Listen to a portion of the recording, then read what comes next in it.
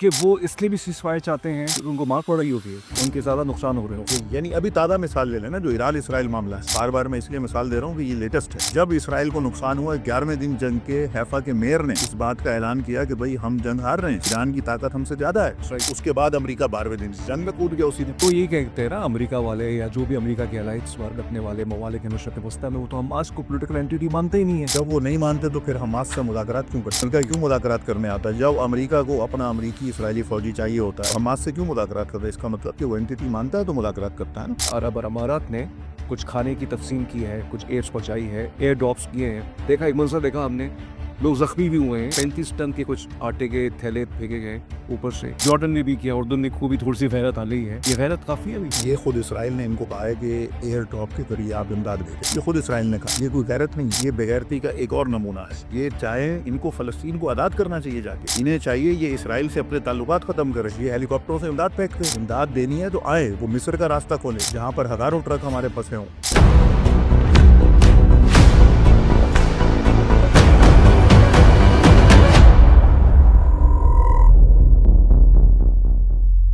السلام علیکم. ساتھی کی 23rd ایپیسوڈ کے ساتھ تسمین جاوید حاضر ہیں. بہت ہی مختصر سا پوڈ کاسٹ کرنے جا رہے ہیں، لیکن بہت ہی ضروری ہے. جس میں یہ پوڈ کاسٹ ریکارڈ کر رہے ہیں ہم اس وقت یونائٹڈ نیشنز کے اندر، نیو یارک کے اندر، فرانس اور سعودی عربیہ نے ایک جو ہے بہت امپورٹنٹ میٹنگ بلوائی ہوئی، جس میں ہمارے وفاقی وزیر خارجہ اسحاق ڈار صاحب جو کہ ڈپٹی پرائم منسٹر ہیں، انہوں نے خطاب فرمایا اور انہوں نے فرمایا کہ کسی بھی صورت ہم اسرائیل کو قبول نہیں کریں گے اور کوئی ایسا منصوبہ نہیں ہے. لیکن ساتھ ساتھ انہوں نے یہ بھی کہا کہ دو ریاستی حل جو ہے یہی پائیدار حل ہو سکتا ہے اسرائیل اور فلسطین کے کانفلکٹ کے حوالے سے. انہوں نے یہ بھی کہا کہ جو مجرمین ہیں جن کو انٹرنیشنل کورٹ آف جسٹس نے ظاہر نیتنیاہو کا وہ حوالہ دے رہے تھے، ان کو فوراً گرفتار کیا جائے اور اکاؤنٹیبل کیا جائے، ان کی جواب طلبی کی جائے ان سے کہ جو انہوں نے فلسطین کے خلاف جتنے ظلم و بربریت کیے ہیں. تو بہت ہی وقت کم ہے لیکن بہت بڑا موضوع ہے اور چاہتے ہیں کہ اس کو بہت اچھی طرح سے کنسائز کر کے آپ کے سامنے اس کو وائنڈ اپ کر کے رکھیں، کیونکہ ہمیں فیڈ بیک یہ ملتا ہے کہ ہمارے پوڈ کاسٹ بہت بڑے ہوتے ہیں، لیکن بائی دا وے 1.5 گھنٹے کے لیے آپ لوگ پوڈ کاسٹ دیکھ لیتے ہیں، ہمارا آدھے گھنٹے کا بھی پوڈ کاسٹ نہیں دیکھ پاتے. تو اس کا ہمیں دکھ ہے تھوڑا سا.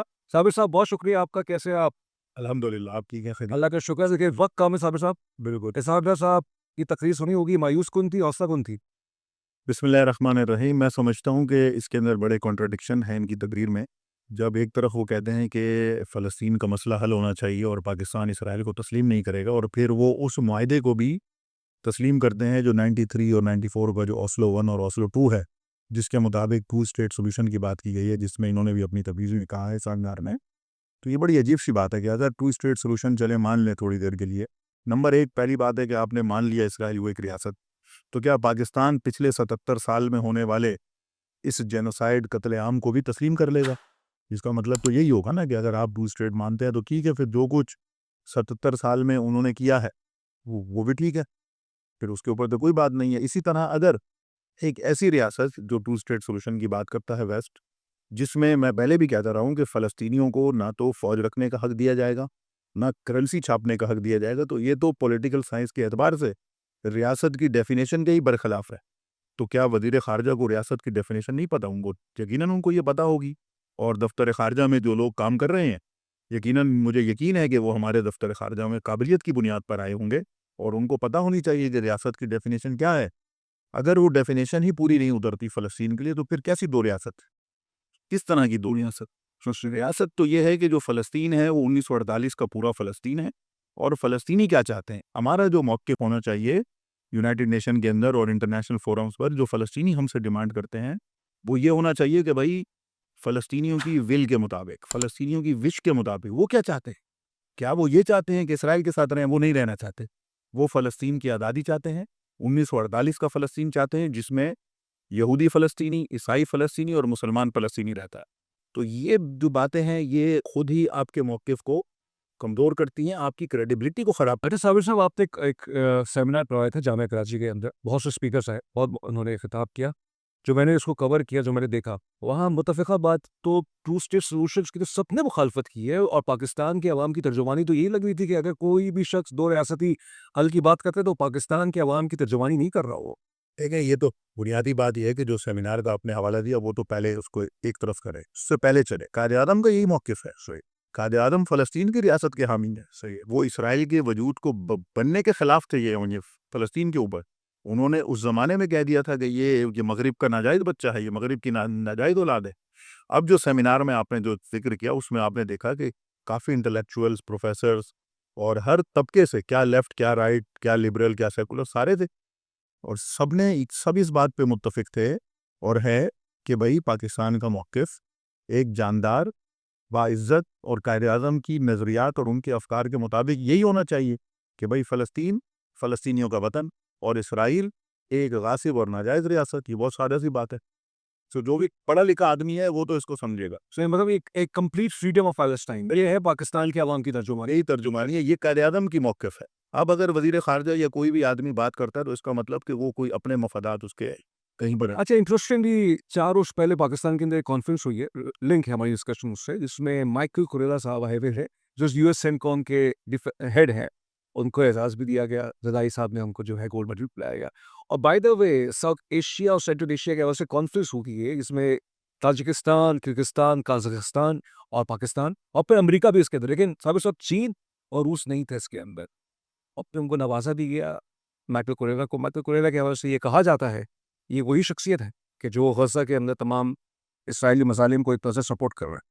تو یہ وہ ظاہر ہے کہ امریکی فوج کا جرنیل ہے، تو وہ امریکہ کے جرم برابر کا شریک ہے وہ غزہ میں، چاہے اس کی پوسٹنگ کہیں پر بھی ہو، کیونکہ وہ اس نظام کا حصہ ہے۔ پھر مائیکل کوریلا کے بارے میں یہ بھی مشہور ہے کہ وہ افغانستان اور باقی خطوں کے اندر بھی انوالو رہا ہے، تو یہ تو قاتل ہے۔ میں سمجھتا ہوں یہ بڑے شرم کی بات ہے کہ اگر ہم ایک ایسا پاکستان جو قائد اعظم کا پاکستان ہے، جس کی بڑی ایک گونج ہے دنیا کے اندر، جس سے دنیا کی امیدیں ہیں جس پاکستان سے، اس طرح اگر ہم امریکیوں کی چاپلوسی کریں گے تو یہ ہماری عزت اور ہماری اہمیت کے خلاف ہے۔ یہ سوال جو میں نے قائم کیا اس کی وجہ یہ ہے، پاکستان کے شاید جو اشرافیہ ہے، رولنگ اشرافیہ تمام جتنے بھی اسٹیک ہولڈرز ہیں، وہ یہ کہتے ہیں کہ دیکھیں ہم سفارتکاری کے ذریعے سے حل کرنا چاہتے ہیں معاملات کو، اپنا کلاؤڈ کو ثابت بھی کرنا چاہتے ہیں، ہم فلسطین کے حق کے لیے آواز بھی اٹھا رہے ہیں، ہم اقوام متحدہ میں قراردادیں لے کے جا رہے ہیں، ہم مطالبہ کر رہے ہیں کہ نیتنیاہو کو سزا دی جائے، ساتھ ساتھ جو فیصلہ ساز قوتیں ہیں جیسے امریکہ ہے اور ممالک ہیں، ان کے ساتھ مل کے بھی ایک سفارتکاری کے ذریعے اس جنگ کو کا خاتمہ کرنا چاہ رہے ہیں۔ اور آج جیسے جو کانفرنس جو ہو رہی ہے اس کے اندر ایک ریزولوشن اڈاپٹ کرنے کی بھی بات کی گئی جو 2024 میں پاس کی گئی کہ 3 فیزز کے اندر یہ سیز فائر ہے۔ تو پاکستان کی اشرافیہ تو یہ بات کہہ سکتی ہے وہ ان کے بقول جنگ یا ملٹری کنفرنٹیشن کوئی حل نہیں ہے۔ اگر جنگ یا ملٹری کنفرنٹیشن حل نہیں ہے تو پھر بہت سارے اور سوالات کھڑے ہو جائے گی، اور پھر یہ سمجھ لینا کہ امریکہ فیصلہ ساز ہے، یہ سب سے بڑی غلطی ہے۔ امریکہ اس کے اندر پرابلم ہے، پارٹ آف پرابلم ہے، جنگ کا پارٹ ہے، وہ فیصلہ ساز قوت نہیں ہے۔ اگر اشرافیہ نے یہ سمجھ لیا ہے تو یہ زیادتی ہے، انہیں اپنے اس ویژن کو ریویو کرنا چاہیے۔ اور دیکھیں، سفارتکاری سے کوئی بھی مخالف نہیں ہے، سفارتکاری ہونی چاہیے۔ پاکستان اور انڈیا کی جنگ ہوئی، 3 دن تک جنگ رہی، سفارتکاری بھی ہوئی نا بالآخر بعد میں، اور اب بھی ہو رہی ہے۔ ایران اور اسرائیل کی 12 دن کی جنگ ہوئی، اب سفارتکاری بھی ہو رہی ہے۔ تو یہ نہیں ہو سکتا کہ کوئی آپ کا گریبان پکڑ لے، کوئی آپ کو گھر سے نکال کے باہر پھینک دے، آپ کے وطن پہ قبضہ کر لے اور آپ کہیں ہم تو سفارتکاری کریں گے۔ نہیں بھائی، سفارتکاری نہیں کریں گے۔ جب آپ کو کوئی آ کے تھپڑ مارے گا تو اس کے بدلے میں آپ کو اس کو جواب میں تھپڑ ہی مارنا ہے۔ یہ ایسی کوئی قانون ہمارے پاس نہیں ہے، کوئی کسی سیاست میں، کوئی کسی پولیٹیکل سائنس یا انٹرنل کیا بھائی ایک تھپڑ کے بدلے میں دوسرا گال آگے کر سکتا، یہ ایسا نہیں ہو سکتا۔ تو تھپڑ کا جواب اور اب یہ ایسا صاحب ہارڈ پاور کا استعمال ہو رہا ہے نا، سافٹ پاور تو ختم ہو چکا ہے کہ مطلب ہر کوئی زور زبردستی سے اپنی بات منگوا مائٹ از رائٹ کی دنیا خود in international so called powers نے کریٹ کی ہے اور اب ان کو بھگتنا پڑے گا۔ تو لہٰذا یہ جو اس طرح کی ایونٹس ہے، یہ میرا خیال ہے کہ پاکستان کو اس طرح سے یہ نہیں کرنا چاہیے، بلکہ اپنی پالیسی کو بڑا واضح اور شفاف رکھنا چاہیے، اس میں اف اینڈ بٹ وہ نہیں ہونے چاہیے۔ لیکن صاحب صاحب ایک اور سوال پیدا ہوتا ہے، پاکستان کی کوشش یہ بھی ہے کہ امریکہ سے بھی تعلقات بنا کے رکھے، چین سے بھی تعلقات بنا کے رکھے۔ ہم نے دیکھا پچھلے ہفتے جو ہے ہمارے آرمی چیف جو چین بھی گئے ہوئے تھے، انہوں نے وہاں پہ ملٹری اور پولیٹیکل لیڈرشپ سے ملاقات بھی کی۔ سوال یہ اٹھتا ہے کہ اس پیلسٹینین کانفلکٹ کے اندر چین اور روس کا ابھی تک کیا کردار ہے اس کو ختم کروانے؟ میں نے بھی کہہ چکا ہوں کہ چین اور روس سے توقعات رکھنے سے زیادہ ہے کہ ہم خود اپنا کردار ادا کریں۔ سب سے امپورٹنٹ بات یہ ہے کہ کوئی بھی حکومت ہے، کوئی عوام ہے، کوئی ریاست ہے، اگر وہ چین سے، روس سے، فلاں سے توقع رکھتی ہے، یہ غیر عاقلانہ ہے۔ ہم خود کیا کر رہے ہیں، سب سے پہلی بات ہوگا۔ باقی یہ کہ جہاں تک تعلقات کی بات ہے، تعلقات سب کے ساتھ ہونے چاہیے، اس میں کوئی مسئلہ نہیں ہے، لیکن تعلقات کی کوئی اس کی ایک جو ہے نا خد و خال ہونے چاہیے۔ تعلقات الگ چیز ہیں، اور غلامی یا جو ایک ایسا تاثر جائے عوام کو کہ جس سے یہ فیل ہو کہ بھائی ہم تو ڈکٹیشن لیتے ہیں، یہ غلط ہے۔ ہمارے فیصلے اسلام آباد میں ہونے چاہیے، عوام کو یہ تاثر ملنا چاہیے. عوام کو یہ تاثر نہیں ملنا چاہیے کہ فیصلے واشنگٹن میں ہو رہے ہیں, فیصلے وائٹ ہاؤس میں ہو رہے ہیں, یہ جیسا کہ ماضی میں ہوتا رہا. یہ تاثر نہیں ملنا چاہیے. جب یہ تاثر ملے گا یہ غلط ہے. ساتھ اور چیز ہے, اور یہ تاثر بالکل آپ نے بجا بات فرمائی, لیکن میں نے یہ سوال اس لیے قائم کیا کہ یہ تینوں ممالک چین, روس اور امریکہ, فرانس اور یوکے کے ملا کے یہ سب سیکرٹری کونسل کے ممبران ہیں نا, یہ ویٹو کر سکتے ہیں. سیکورٹی کونسل میں انہوں نے ویٹو کیا ہے, پہلے بھی کیا, اس نے بھی کیا ہے, چین نے بھی کیا, اور یہ ان کو کرنا بھی چاہیے. اور اس کے کچھ اور بھی اس کی وجوہات ہیں. لیکن جہاں تک ایک عملی اقدامات کی جو توقعات ہیں, وہ میں ذاتی طور پہ نہیں سمجھتا کہ ہمیں روس اور چین سے کوئی توقعات ہیں. ذاتی طور پر مجھے کوئی ایسی توقعات نہیں ہے کہ وہ آگے بڑھ کر کوئی پریکٹیکل فیس میں جا کر وہ فلسطین کے مسئلے کو حل کروا لیں گے. فلسطین کا مسئلہ اگر حل ہوگا, فلسطینیوں کی بل کے مطابق ہوگا, اور جو فلسطینیوں کی جو مزاحمتی قوت ہے, جو فلسطین کا مزاحمتی محور ہے, وہی اس سولوشن کی طرف اس کو لے کے جا سکتا ہے, اور وہ لے کے جا رہا ہے. ایسا نہیں کہ نہیں لے کے جا رہا ہے. خاص طور پر 7 اکتوبر کے بعد سے جو ہم دیکھ رہے ہیں, طوفان اقصی کے بعد صورتحال تبدیل ہے. اسرائیل گھٹنوں پہ آ چکا ہے. اسرائیل مذاکرات کرتا ہے, اسرائیل آگے بات کرتا ہے, اسرائیل اپنے قیدی نہیں لے سکتا ہے. وہ نئے نئے ہتھ کنڈوں کے ذریعے فلسطین کو ختم کرنے کی کوشش کر رہا ہے, لیکن صورتحال اس کے برعکس ہو رہی ہے. پورا یورپ بیدار ہو گیا, پوری دنیا میں بیداری ہے. تو یہ ساری چیزیں بھی ہمیں مد نظر وہ رکھنی چاہیے. کیونکہ پھر وہ یہی کہتے ہیں نا, امریکہ والے یا جو بھی امریکہ کے الائٹس اپنے والے ممالک مشرق وسطیٰ میں, وہ تو حماس کو پولیٹیکل اینٹی مانتے ہی نہیں ہے. جب وہ نہیں مانتے تو پھر حماس سے مذاکرات کیوں کرتے ہیں؟ تو پھر امریکہ کیوں مذاکرات کرنے آتا ہے؟ جب امریکہ کو اپنا امریکی اسرائیلی فوجی چاہیے ہوتا ہے تو حماس سے کیوں مذاکرات کرتا ہے؟ اس کا مطلب کہ وہ اینٹی مانتا ہے تو مذاکرات کرتا ہے نا. اب ختم کر دیے تو یہ تو اس کا ایک یعنی کہنا چاہیے کہ نیگیٹو ہے کہ اس نے مذاکرات کو سبوٹاج کیا ہے.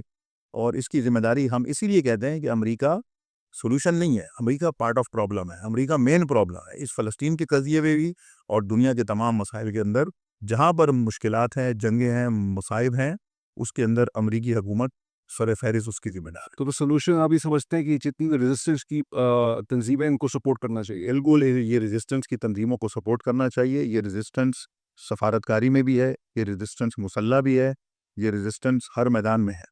اس ریزسٹنس کے ساتھ رہنا چاہیے. اور یہ فلسطینی, یہ اس زمین کے باشندے ہیں جو اپنی گھر کے لیے, اپنی عزت کے لیے, اپنے وطن کے لیے اپنی جانیں قربان کر رہے ہیں. تو ان کا زیادہ ہمیں خیال رکھنا ہے اور ان کی بات کو آگے بڑھانا ہے. جو ریزسٹنس کی بات ہے, جو مذاکرات ہیں, ہم نے کر کے دیکھ لیا. آپ نے جیسا اوسلو کا معاہدہ بھی تو بتایا, جو شروع میں جو 24 کی بھی ایک ریزولوشن بتایا, اور بھی چیزیں بتائیں. یہ سب مذاکرات کا نتیجہ ہے کہ اسرائیل ان مذاکرات کے ذریعے آگے بڑھتا چلا گیا. اس نے اپنی ایکسپینشن زیادہ کی, لیکن جب اس کو ریزسٹنس ملی وہ ہٹا. خاص طور پہ جو ابھی 12 دن کی ایران اسرائیل جنگ ہے, کیونکہ بالکل آپ صحیح فرما رہے ہیں, جنوری میں جو سیز فائر ہوا تھا اس کے بعد تو مزید وہ آگے بڑھے غزہ. جب آپ مذاکرات کریں گے, جب ان کے ساتھ ٹیبل پہ بیٹھیں گے, وہ آپ کی کردگی. یعنی یہ کہ وہ اس لیے بھی سیز فائر چاہتے ہیں کیونکہ ان کو مار پڑ رہی ہوتی ہے, بالکل بالکل ایسی ان کے زیادہ نقصان ہو رہے ہیں. نقصان ہو رہا ہوتا. یعنی ابھی تازہ مثال لے لینا جو ایران اسرائیل معاملہ ہے. بار بار میں اس لیے مثال دے رہا ہوں کہ یہ لیٹسٹ ہے.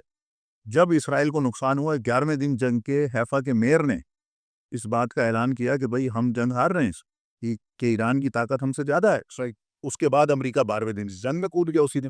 صابر صاحب, اس میں کون سوال بھی پیدا ہوتا ہے, ابھی یونائٹڈ عرب ایمریٹس نے جو ہے آپ کے متحدہ عرب امارات نے کچھ کھانے کی تقسیم کی ہے, کچھ ایڈس پہنچائی ہے, ایئر ڈراپس کیے ہیں. دیکھا ایک منظر دیکھا ہم نے, لوگ زخمی بھی ہوئے ہیں کیونکہ وہ بہت 35 ٹن کے کچھ آٹے کے تھیلے پھینکے گئے اوپر سے. جارڈن نے بھی کیا, اردن نے خوب تھوڑی سی غیرت آ لی ہے. یہ غیرت کافی ہے ابھی. یہ خود اسرائیل نے ان کو کہا ہے کہ ایئر ڈراپ کے ذریعے آپ امداد بھیجیں. یہ خود اسرائیل نے کہا ہے. یہ کوئی غیرت نہیں ہے, یہ بغیرتی کا ایک اور نمونہ ہے. یہ چاہے ان کو فلسطین کو آزاد کرنا چاہیے جا کے, انہیں چاہیے یہ اسرائیل سے اپنے تعلقات ختم کرے. یہ ہیلی کاپٹروں سے امداد پھینکتے, امداد دینی ہے تو آئے, وہ مصر کا راستہ کھولے جہاں پر ہزاروں ٹرک ہمارے پھنسے ہوں. یہ ہے امداد کا راستہ. متحدہ عرب امارات آئے, وہ مصر سے راستہ کھلوائے, جارڈن آ کے راستہ کھلوائے. ٹھیک ہے, کرم ابو سالم کی جو ہماری یہ کراسنگ ہے, یہ جارڈن کو چاہیے کھولے, یہ نہیں کھول رہے. اس کا مطلب ہے یہ ڈرامہ ہے.